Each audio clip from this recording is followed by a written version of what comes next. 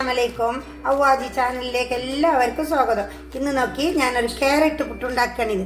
ഇത് കുറച്ച് പഞ്ചസാര മധുരവും പിന്നെ പാലിൻ്റെ മണവും ഒക്കെ നല്ല ടേസ്റ്റ്, നെയ്യെല്ലാം നല്ല ടേസ്റ്റ് ഉണ്ടാവും. ചൂടായിട്ടുണ്ട് അതിലേക്ക് ഒരു 2 സ്പൂൺ നെയ്യ് ഇട്ട് കൊടുത്ത് ചൂടായിട്ടുണ്ട്.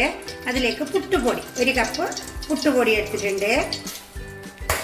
ഒന്ന് ചൂടാക്കണം. ചൂടായിട്ട് വന്നിട്ടുണ്ട്. അതിലേക്ക് 1 കപ്പ് തേങ്ങ നല്ല ചെറുങ്ങനെ ചരച്ച് കൊടുത്തത് 1 കപ്പ് തേങ്ങ ഇട്ട് കൊടുത്തിട്ടുണ്ട്.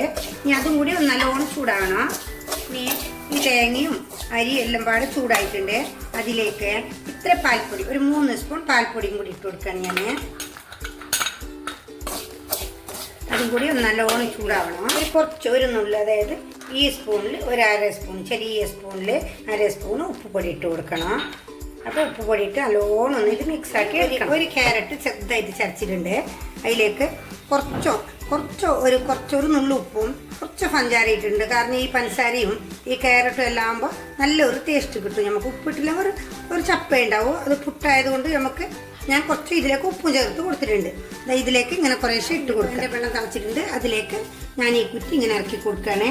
ഒരു 10 മിനിറ്റ് വേണം. കാരണം ക്യാരറ്റ് കുറച്ച് വേവുണ്ട്. അതുകൊണ്ട് ഒരു 10 മിനിറ്റ് ആവണം. അതിൻ്റെ ഒരു കുറ്റി പുട്ട് നേരം പോലായിട്ട് കിട്ടണമെങ്കിൽ അതിൻ്റെ അടപ്പ് ഇങ്ങനെ അടിച്ച് കൊടുക്കണം. റെഡി ആയിട്ടുണ്ട്. ഇവിടെ ക്യാരറ്റ് പുട്ട് റെഡി ആയിട്ടുണ്ട്. നല്ലൊരു പുട്ടാണ്. നോക്കി, ചായക്കൊല്ലം നല്ല നമ്മുടെ ക്യാരറ്റ് പുട്ട് കണ്ടോ, നല്ലൊരു പുട്ടാണ്. ഈ പുട്ട് നിങ്ങളെല്ലാവരും ചുട്ടു നോക്കണം. ലൈക്ക് ചെയ്യണോ, ഷെയർ ചെയ്ത് കൊടുക്കണോ, സബ്സ്ക്രൈബ് ചെയ്യണോ, ബെല്ലമർത്തണോ.